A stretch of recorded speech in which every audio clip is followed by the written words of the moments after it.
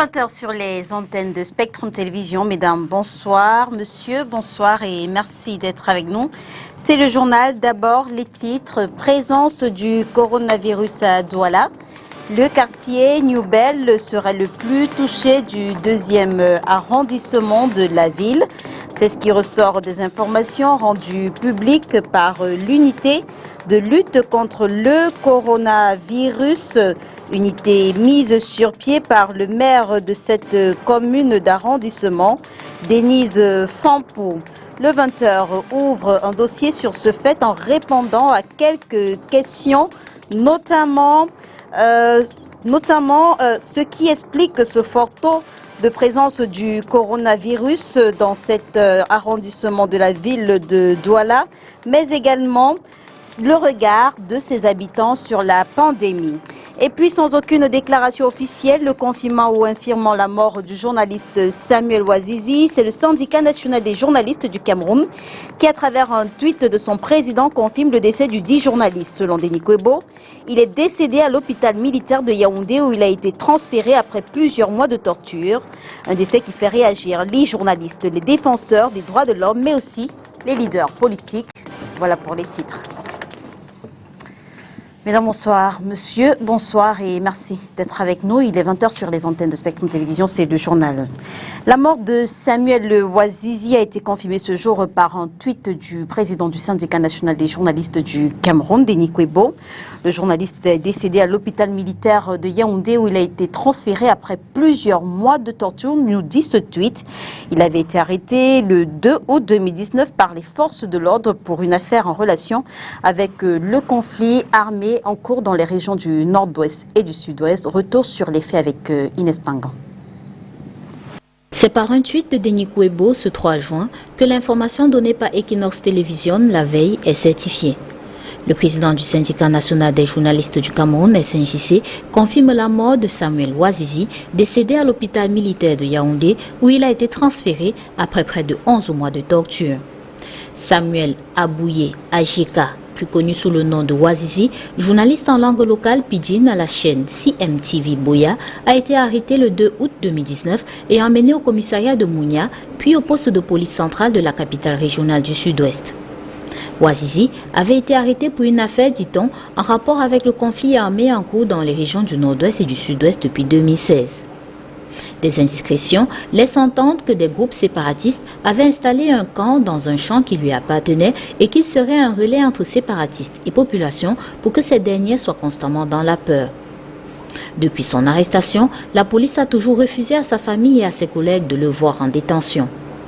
L'association du barreau américain, non sans exhorter le Cameroun de se conformer aux obligations prescrites, notamment dans la charte africaine, informait, je cite, « Il n'a toujours pas été officiellement informé des charges retenues contre lui. Les autorités ne l'ont pas présenté devant un tribunal depuis son arrestation et il s'est vu refuser la possibilité de demander une libération sous caution. » Le comité pour la protection des journalistes, tout comme Reporters sans frontières, avait déjà appelé auparavant sans succès à la libération du reporter. Et en collaboration avec l'association des journalistes anglophones du Cameroun, Kamasej, le président du SNJC, Denis Kwebo, promet des actions pour contraindre les autorités de Yaoundé à donner des informations sur les raisons du décès du journaliste Samuel Ouazizi. Je vous propose d'écouter Denis Kwebo au micro de Spectrum Télévision. Le syndicat national des journalistes du Cameroun a été saisi de l'interpellation de Samuel Ouazizi, animateur audiovisuel travaillant au sud-ouest. Et à l'époque, nous avions dépêché les membres du SNJC sud-ouest au commissariat de Mounia où il était détenu, il était gardé à vue. Personnellement, j'ai eu à appeler les officiers qui étaient en charge de l'enquête. Sauf que quelques jours après, les mêmes autorités policières nous avaient informé de ce que les militaires venus de Boya étaient arrivés et avaient exfiltré Samuel Ouazizi de sa cellule.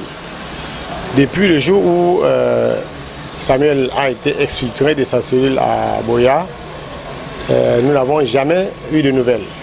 Nous avons fait plusieurs communiqués, plusieurs déclarations ici à Douala, au niveau national et au niveau du sud-ouest, pour demander que le gouvernement nous informe au moins sur le lieu de détention de Samuel Ouazizi, et on n'a plus de nouvelles. Alors, lorsque nous avons appris par voie de presse qu'il était décédé, nous avons saisi les autorités militaires qui nous ont confirmé ce matin que Samuel Ouazizi avait été malade, transféré à l'hôpital militaire de Yaoundé où il est décédé. Nous nous souvenons donc de la façon cavalière avec laquelle il avait été enlevé de sa cellule de police. Leur méta, il est resté sans communication pendant plus de 200 jours et nous étions convaincus par nos propres canaux qu'il était torturé.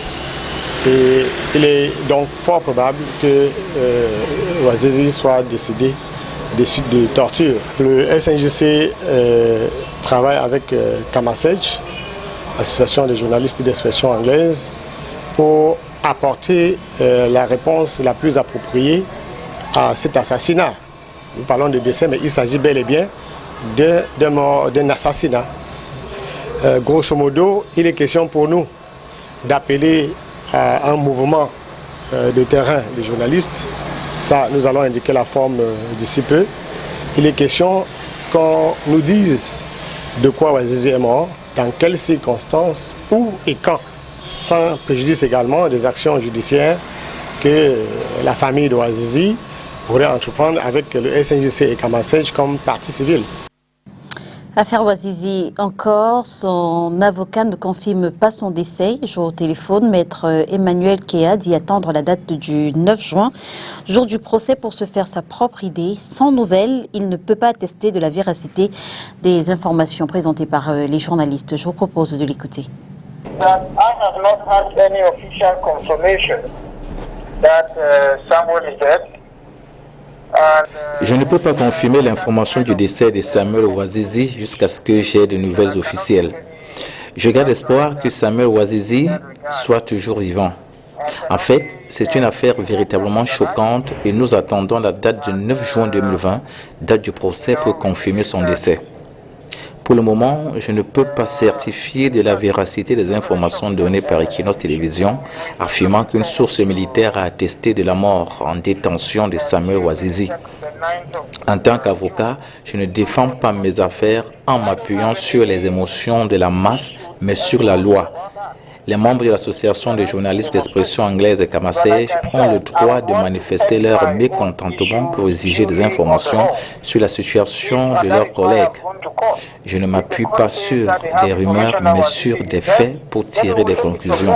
Si nous n'avons pas des informations claires de son décès, nous ne pouvons pas affirmer qu'il est. Peut-être d'ici demain, avant la manifestation de Kamasej, nous aurons plus d'informations sur la situation de Samuel Ouazizi. Maybe by the time the Kamasej people conclude their demonstrations tomorrow, it would have become very clear to us all whether Ouazizi is alive or not. Et vous le savez, selon le président du syndicat national des journalistes du Cameroun, Denis Kouebo, Samuel Ouazizi est décédé à l'hôpital militaire de Yaoundé où il a été transféré après plusieurs mois de torture. Un décès qui fait réagir les journalistes, les défenseurs des droits de l'homme, mais aussi les leaders politiques. Dans une déclaration signée de Maurice Kamto ce 3 juin, le MRC condamne sans réserve les actes de traitement odieux et barbare d'un régime pour qui, je cite, la vie des Camerounais n'a aucune valeur. Le MRC exige par ailleurs que les responsables de ces actes à tous les niveaux soient identifiés, poursuivis devant les tribunaux et sanctionnés selon la loi. Pour finir, le parti de Maurice Kamto appelle les Camerounais à s'indigner face à la barbarie et à se mobiliser pour arracher leur dignité et leur liberté, confisquée par, je cite, une fois encore ce régime criminel. Précisons que Samuel Ouazizi a été arrêté il y a 10 mois dans le cadre de la lutte de la guerre contre les séparatistes dans le nord-ouest et le sud-ouest. Écoutons quelques réactions enregistrées à la suite de ce décès tragique. Les séparatistes avaient installé un...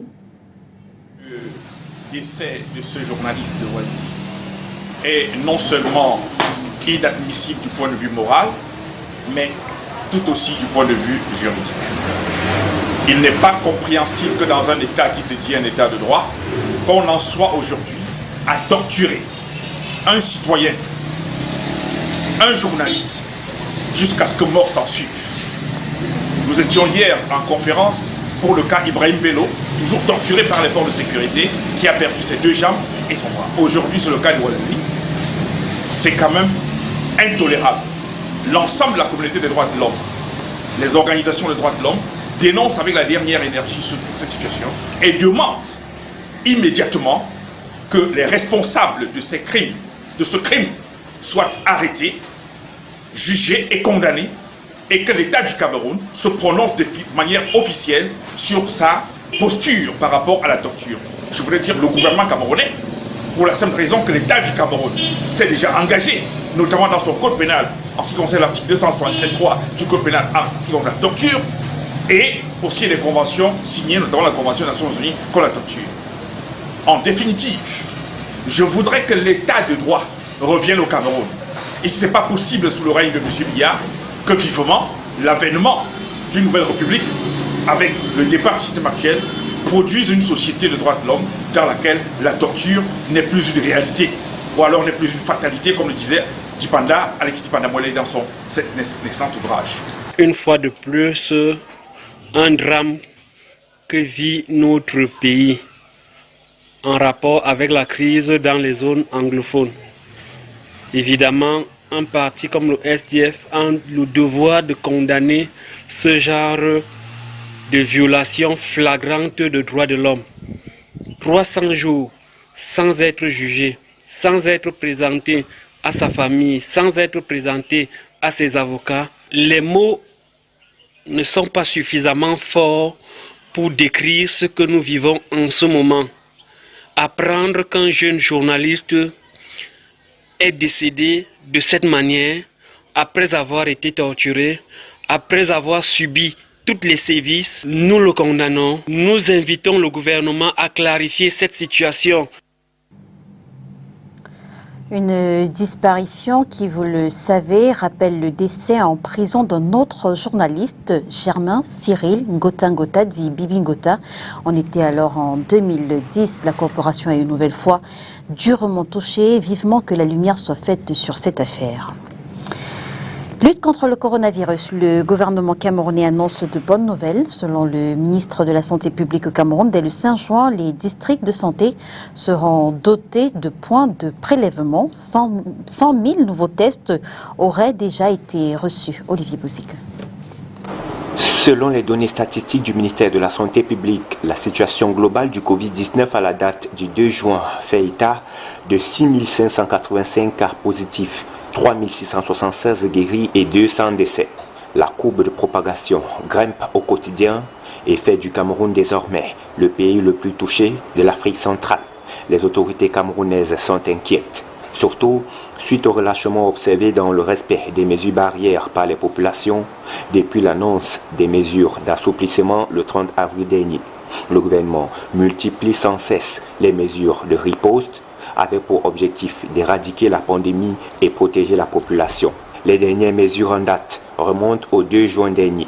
À travers son compte Twitter, le ministre de la Santé publique, le Dr Manaouda Malachi, a annoncé aux internautes l'acquisition par le gouvernement de 100 000 tests rapides antigènes, en plus des 45 000 tests moléculaires disponibles sur l'ensemble du territoire.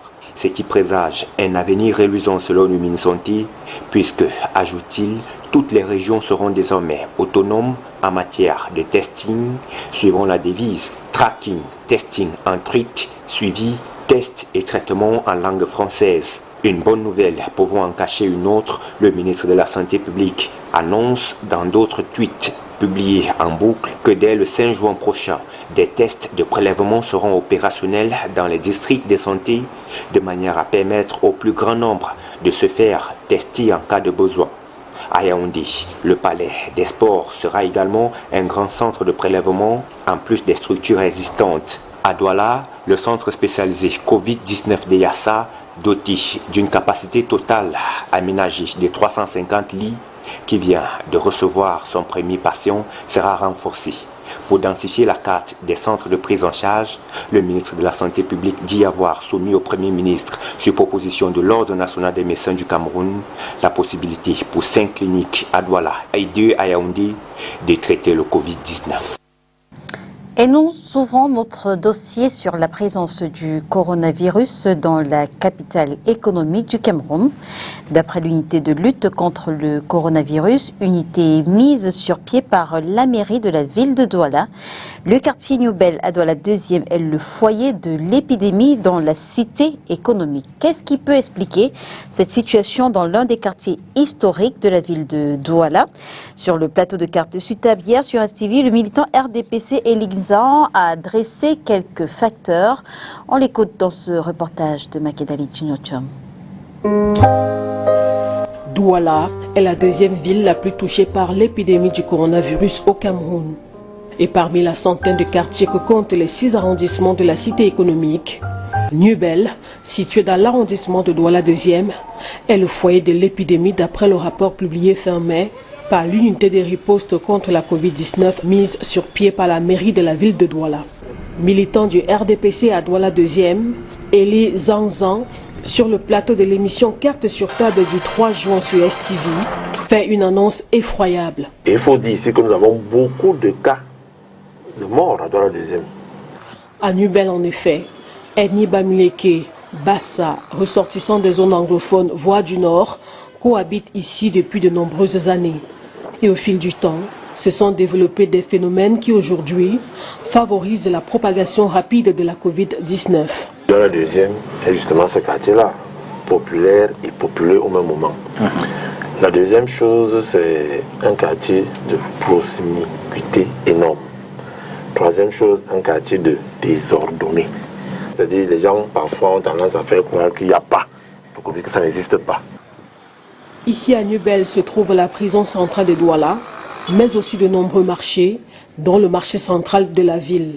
La quête quotidienne du gagne-pain ne favorise toujours pas le respect des mesures barrières adoptées par le gouvernement. Les gens essaient de respecter tant bien que mal la distanciation sociale, mais ce n'est pas évident dans un quartier où les gens sont appelés à sortir tous les matins pour avoir quoi manger. Encore que c'est le centre du marché. C'est-à-dire, vous avez le marché central de Douala, vous avez le marché Nkoloulou, vous avez une partie du marché Mbopi, vous avez le marché non glacé. C'est là-bas que toutes les populations de la ville, la majorité, viennent vendre les vivres et c'est là-bas que la majorité des gens viennent y acheter. Donc, c'est très, très difficile à New-Bel de confiner, quand je dis confiner, c'est-à-dire de respecter à 100% les mesures. La situation épidémiologique de New-Bel inquiète les autorités de la ville, d'autant plus qu'en l'espace de 3 mois, ce sont tous les quartiers de Douala qui sont touchés par la Covid-19. Est-ce que les habitants de New-Bel sont conscients du danger que représente la présence de cette pandémie dans leurs murs? Nos reporters sont allés à la rencontre de quelques habitants de ce quartier et même des commerçants. Vous n'y croirez peut-être pas, mais certains doutent encore de la réalité du Covid-19. Près de 3 mois après la confirmation du coronavirus au Cameroun, cette commerçante rencontrée ce matin au marché central de Douala, ici à New-Bel, doute encore de l'existence de cette maladie. C'est franchement Covid là existe. Moi je pensais franchement, je suis très surprise que quand quelqu'un est malade aujourd'hui, pour pas qu'elle parte à l'hôpital, on t'injecte et on dit que c'est le Covid. Donc quelqu'un peut avoir le palu simple. Quand tu as le palu simple, tu pars à l'hôpital, on t'injecte seulement que c'est le Covid, c'est le Covid. Le quartier New-Bel est présenté par la ville comme le foyer de l'épidémie dans la cité économique. Un constat que ne comprend pas ce vendeur d'imprimés. Derrière son comptoir, il doute aussi. Il y a quand l'administration ne peut pas donner la quantité de mourants, la quantité de guérisons. Et on teste d'abord même avant avec quoi pour savoir qu'il y a le Covid, ça en est beaucoup. Il faut que vous nous donnez comment ce qu'on teste avec. On nous parle de tests, c'est tout. Qui est corona ou pas, nous sommes déjà les abandonnés. Un avis que ne semble pas partager ce vendeur de babouches. New-Bel est plus contaminé. Mais les gens ne prennent pas ça au sérieux. Pourquoi? Parce que Les gens sortent tous les matins pour leurs besoins et ils oublient que la maladie dont existe. Certains ne prennent pas au sérieux aussi en payant aussi les cache-nez. Parfois aussi, la vie aussi, les temps sont devenus aussi très durs par rapport au Covid, les choses ne marchent pas bien. Donc les gens oublient que ça existe. Donc, mais quand même, selon ce qu'ils sachent, Nobel est contaminé, il y a beaucoup de contaminants à Nobel. Une prise de conscience qui n'amène pas forcément les habitants de Nubel à respecter les mesures barrières. Dans le cache-nez, la maladie existe, non? Oui, je suis conscient. Ça existe, hein? On se protège, non? Quand il veut boire ma bière, il veut me protéger pour boire comment? Hein? Quand tu es sous corona, ne te prends pas. Loin de cette désinvolture, nombreux sont ceux qui prennent des mesures de protection malgré les difficultés. Pour le coronavirus, vraiment, c'est difficile. Parce que la protection, là, même les cache-nez, avec toutes les préventions que l'État a mis pour ça, mais c'est dur avec notre commerce, c'est trop dur. Mais on parvient quand même à supporter un peu. Bon, à mon niveau, je m'efforce toujours, chaque fois quand j'arrive à mon lieu de travail, de laver mes mains, toujours d'aborer mon cache-nez en sortant de la maison jusqu'à ce que je retourne à la maison. Et quand je rentre à la maison, je fais l'effort de laver les mains, de me débarbouiller avant de toucher à quoi que ce soit. Des gestes que tous devraient suivre en ce moment où le nombre de personnes infectées par la Covid-19 ne cesse de croître. Tout ça, à la maison. Oui, la protection. Une réalité à la Camerounaise Makedali Djinotchom. Malheureusement, les incrédules ne seront pas les seuls à en payer le prix. Et pour tenter de comprendre pourquoi Douala 2e est aujourd'hui le foyer de l'épidémie du coronavirus à Douala, nous avons essayé en vain d'entrer en contact avec le maire de cet arrondissement et ce, depuis le début de la semaine. On a dû saisir l'opportunité de la cérémonie de réception d'un don de matériel destiné à la lutte contre la Covid-19 pour soumettre notre préoccupation au maire ce jour. Denis Fampo revient sur ce fait et nous parle aussi des secteurs prioritaires de la lutte que va poursuivre justement la mairie de Douala 2e. Et vous l'avez suivi, Douala 2e se présente déjà comme étant un foyer de Covid-19 dans la mesure où Douala 2e est un grand centre commercial. Nous recevons par jour des milliers de personnes et ces personnes qui la plupart du temps sont infectées et qui viennent également les transmettre aux populations de Douala 2e. Donc, n'eût été tous ces efforts, je pense que la situation aurait été beaucoup plus catastrophique, mais nous n'allons pas baisser les bras, nous allons continuer et nous disons que toutes les âmes de bonne volonté puissent nous venir en aide parce que nous sommes en crise et lorsqu'on est en crise, tous les soutiens arrivent vraiment à point nommé et nous avons besoin du soutien de tout le monde pour que nous puissions vaincre cette terrible pandémie. Je pense que ce soit les marchés ou même les établissements scolaires, tous ces secteurs sont prioritaires parce que les enfants, vous savez, sont parfois des porteurs asymptomatiques qui risquent de les transmettre aux parents. Donc il faudrait également protéger nos tout-petits parce que quand un enfant est contaminé, toute une famille risque d'être contaminée. Parce qu'un enfant rentre à la maison, il y a le père, il y a la maman, il y a les frères et sœurs. Donc nous sommes obligés de mettre également un accent particulier sur la protection des tout-petits. Et c'est ce que nous faisons depuis le 1er juin. Et nous allons continuer tant que nous avons les moyens. Et nous sommes en train de tendre toujours la main à tous ces hommes de bonne volonté de nous venir en aide pour protéger. C'est surtout que pour la plupart prennent également des mototaximans qui sont des personnes qui viennent d'ailleurs, qu'on ne connaît pas, ils prennent des taxis et puis tout ça ce sont des lieux de contagion et il faudrait mettre un accent particulier sur les enfants et dans l'établissement. Et c'est avec cette interview de Denise Fampo que nous bouclons notre dossier que nous bouclons notre dossier sur la présence du coronavirus dans la ville de Douala. On rappelle, d'après l'unité de lutte contre le coronavirus, unité mise sur pied par la mairie de la ville de Douala, le quartier New Bell à Douala est le foyer de l'épidémie dans la cité économique. Et puis on parle de ce mouvement d'humeur intervenu ce mercredi 3 juin 2020 à la représentation régionale du Haut Commissariat des Nations Unies pour les réfugiés, Sia Bonapriso. Que s'est-il réellement passé? René Narcisse Moto.